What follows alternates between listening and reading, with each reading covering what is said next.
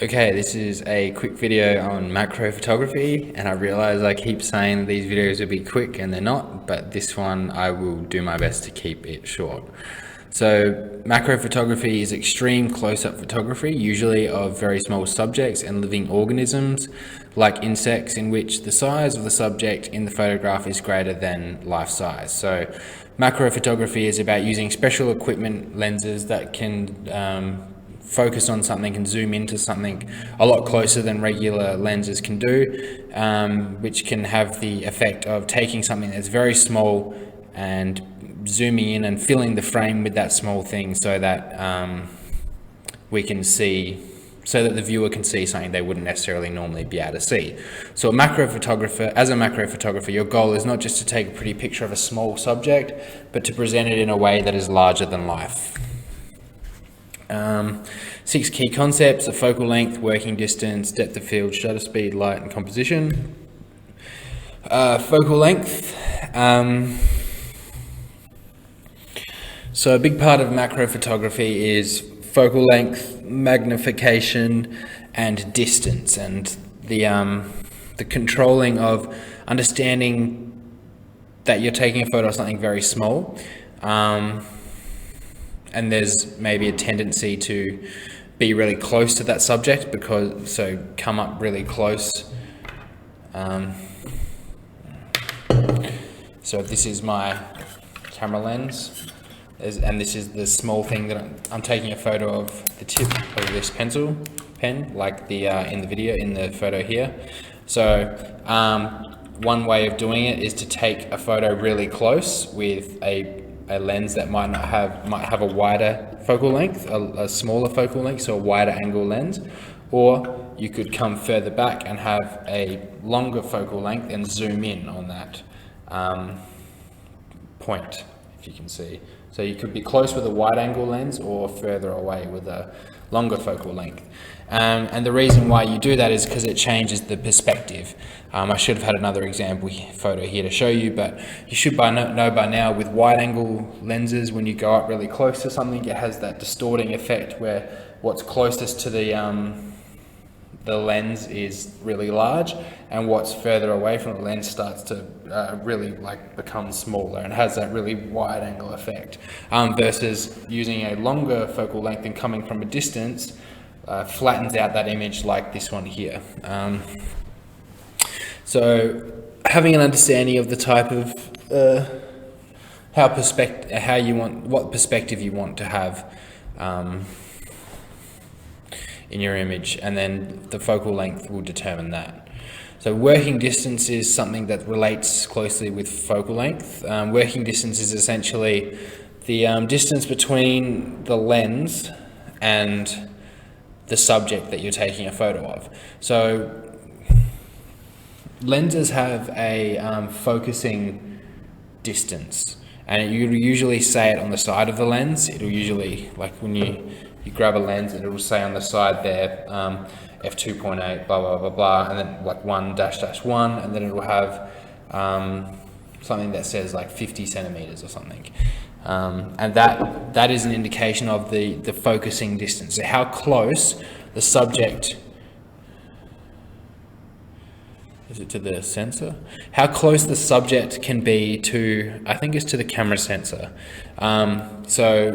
So say this is my lens, right? And this is my camera here. So my camera's attached to my lens here. I'm taking a photo of something that's here. I'm not sure if you can see that in the photo, but I'm taking a photo of something that's here. This is my lens, this is the camera. So the distance from the sensor, which is in there, at the end of the lens and the beginning of the camera, there's a sensor in there. The distance between that sensor in a straight line to here, to this thing that I'm taking a photo of, we're talking about the distance that the camera needs to focus. So I've butchered this explanation, but essentially this camera with this lens might have, say, a 50 centimeter focusing distance.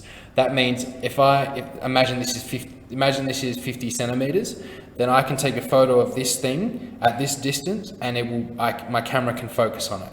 Anywhere further than that, the camera can focus on it. But as soon as I go closer than that focusing distance, the camera can't focus on it, and this will be out of focus, it'll be blurry, because the camera can't physically focus on something that close to it. Whereas macro lenses have the capability to focus closer on something a lot closer. So regular lenses might only be able to, a regular 50mm lens might only be able to focus on something here, but a 50mm macro lens has specifically designed technology within the lens that enables it to focus on things a lot closer.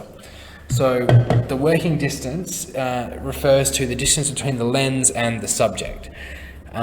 This, as I said, is related with your focal length, and this changes depending on the focusing distance and also depending on what you're taking a photo of. So, if you are taking a photo of a leaf, then you can get this far away from it. But if you're taking a photo of a bug, then you might need, or an animal, you might need to be a little bit further away. Same with wildlife photography. Keep your distance because you don't want to scare off or impact that animal and scare them out of acting as they would in their natural habitat. So you want to basically be as unobtrusive as possible by keeping at a distance. So the working distance and the focal length help you manage that.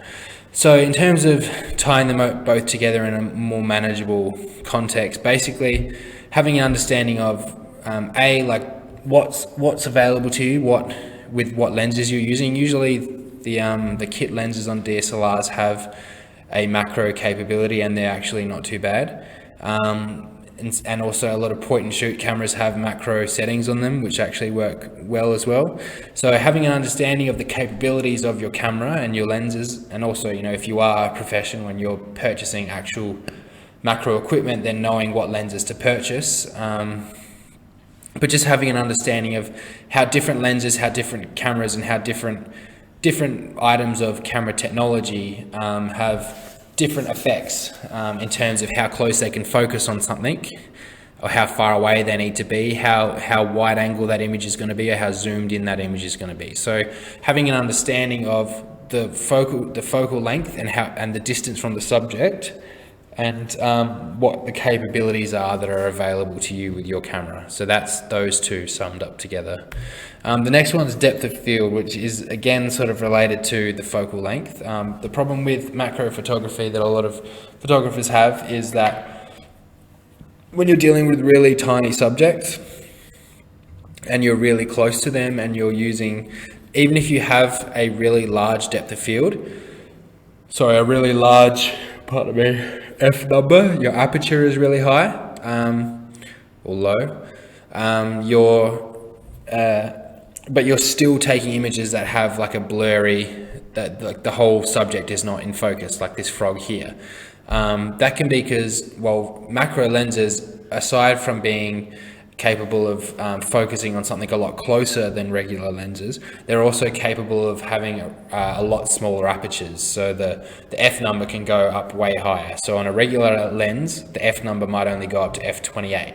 But on a macro lens, your f number might be able to go up to f60. And that's because they're capable of making a much tinier, smaller aperture hole to let light come through. Which means that there's going to be a larger depth of field, which means macro, when you're up really close, you are capable of having as much of your subject in focus as possible. So with depth of field, there are stylistic, obviously, purposes for having parts of your image blurred, like here, and like here having one coffee bean in focus but the other one's blurred out. But in terms of this one here, as though it looks nice, it would have been nicer if the whole frog was in focus. So yeah, having an understanding of the depth of field and how it's affected at such magnified levels is another important thing to consider. And talking about magnification, shutter speed is another thing that's affected when magnified in so much. So even if you are using a relatively fast shutter speed, how can I? So say 100th of a second, just taking a photo, say if I just took a photo of a leaf. All right, say I take a photo of, say I'm here and I take a photo of a leaf at 100th of a second, which means in 1 second, that's going to be fast enough to take 100 photos. 100, so 1 second divided by 100, and that's how fast that photo is. So it's really quick. So you take a 100th of a second photo from this far away, and it would look like this one maybe, because you're freezing it because you've got a fast enough shutter speed to freeze that subject from the distance that you've used. But if you were, let's just imagine that this is a super zoomed in version of this image here. If you were then now trying to take that same photo from here at 100th of a second, so here at 100th of a second, when the wind's blowing that thing in the breeze, it's slow enough that 100th of a second is still going to freeze that picture. But here, at 100th of a second, it's still moving the same speed, but it's magnified so much that before where it was only moving that much, now it's moving that much per 100th of a second. I don't know if that's making sense. So from a distance, like when you look at something really small from a distance and it moves that much a second, then it's not very much. It's manageable. But as soon as you bring it closer, it's still moving the same distance, but it's magnified. So that same distance to the pen, which was, this much, this far away, is now this much when it's right up close to the lens. So, terrible explanation, but what I'm trying to say is, when you're further away from something and you use a certain shutter speed, you can freeze that thing in motion. But as soon as you go closer to that thing, you might well need to use a faster shutter speed, because if it is swaying or moving, then you're going to start to see that. So one thing is wind, another thing is movement of the subject itself, like animals move, and another thing is camera shake. You might be capable of holding a camera at 100th of a second and not, and take a photo of a person, and there won't be any camera shake. But as soon as you magnify it in, that tiny little movement that you make is going to show up because it's magnified everything. So long story short, you need to use really fast shutter speeds, or you need to use tripods in order to make sure that you are keeping everything as steady as possible and having really sharp images. Light is another really important thing when it comes to macro photography, because we're so close to our subject. So this is my subject and I'm this close to it, like my camera is here, my lens is here, it's blocking all the light off from hitting that subject. So it's going to be really dark. So I need to find a way to get more light into that subject so I can actually take a photo of it from this close. So you might see photographers have setups like this. This is, obviously professional lighting setups, and we don't all have access to this. But he's obviously got his tripod set up. He's got 2 studio lighting sources on each side. But really, you could probably get away with just using like desk lamps if you had that sort of thing instead. And this I've just included here just to show the lengths to which some photographers go to get light into their scene. So he's taking a photo of some sort of little flower, and he's got these really long, this person's got really long like cable lighting things coming out here. One's got like a blue light, one's got a white light, and very like intricate and detailed way of ensuring that the lighting is perfect on that subject. But obviously, as I said, we don't all have access to this sort of technology. It's not about going out and spending all the money we can on technology. It's just about being aware that you're really close to the subject and you're blocking a certain amount of light off from hitting that subject, so you need to fill in some more light in some way. And probably the easiest way is to backlight your subject. So if your camera's here and you're this close to it, you're not really going to be able to get light in between your subject and the camera. So try and get light in from behind it somehow. So an easy way is to just have its torch and just turn it on, then you've got light in the background. If you've got studio lighting, use that. Windows, if you're outdoors, even if you're outdoors, don't just assume that the sun is bright enough to light up the subject. Even because when you're this close, as I said, there's a whole lot of light that's being lost. So just get your light, just get your camera torch, get your phone torch, and just just shine that in there. I don't know if maybe it makes a difference if what you can see on the webcam, but as soon as, if you see how it looks there, and then as soon as I put the light in, you can start to see, and you should always be considering lighting anyway, because I mean, you can create effects. So just there it might be bland, but then I don't know what you're seeing, but I'm assuming you're getting a bit of a glow on this side here, and then you can create some more stylistic effects with your images by playing around with light. So I would always have some sort of little handheld torch, or just use the phone, the light on your phone, just to play around with lighting effects and create images that have more interesting lighting effects than just the plain regular snapshot. The next and final thing that we're going to talk about is composition. So just remembering that although it is macro photography and we're meant to be, you know, zooming in and filling the frame with something, we've still got to consider the composition of our images and what we're including, what we're excluding, and where we're positioning things, because we want to make an interesting photo. So, you know, like just filling the frame with something, like even though this one's blurry, it's not the greatest photo, but even if it wasn't blurry, it wouldn't be a great photo, because it's just the flower, whatever it is, just sitting there. There's no compositional element to it. So trying to consider those compositional techniques that we've talked about before, like rule of thirds. That's always an easy one to go for. Rule of thirds, framing, leading lines, repetition's a very common one, and pattern, things like this. Zooming in and looking at a flower from an angle that you might not necessarily normally see it from. Positioning objects in a way that you don't normally necessarily see them from. You know, versus like you've got blueberries, right? You need to take a photo. Do you compose it this way where you're zoomed out a bit more? Do you compose right in this way? So it's about deciding on how much of something you're showing and what angle you're showing it from, and how you're positioning it in the frame to create an appealing composition. So those are the 6 key things to consider with macro photography.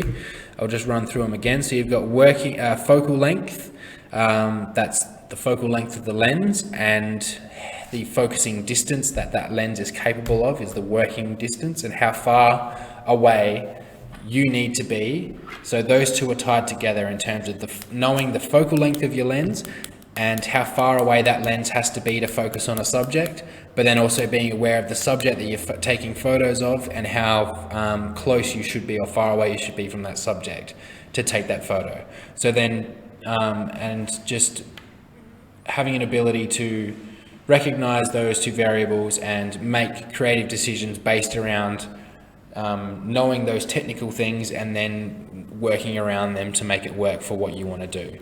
And depth of field, basically, I guess just remember that depth of field is going to be affected. You're going to have shallower depth of field when you're doing macro photography, so you want to try and increase that depth of field as much as possible. There's a technique called focus stacking, which I haven't gone into, but you can look into that if that's something if you are interested in macro photography and depth, and you're struggling with the depth of field, I would look at focus stacking. Shutter speed, remember that at these magnified levels, there's going to be movement in the image if you don't use a fast enough shutter speed, so tripods are a good option, otherwise use really fast shutter speeds. When you're using really fast shutter speeds and really small apertures, you're going to have a very small amount of light getting into the camera, so make sure that you are getting some sort of light in there, whether it's desk lamps or torches or phone lights or professional lighting equipment. Whatever you do, just try and increase the light that's getting into your image. And don't forget to compose your image in an interesting way. Don't just take a close-up photo of a berry, put some water on it, sit it on top of the next one, put it on a spoon, whatever. Just find a way to make that subject interesting, rather than just taking a photo of it close up. So those are the 6 key concepts of macro photography. A lot of them have crossover with some of the other areas that we've looked at, so feel free to watch some of those other videos to create a stronger understanding of some of those concepts and how they're applied to different areas of photography. Hope you enjoyed the video, and I will see you next time. Bye.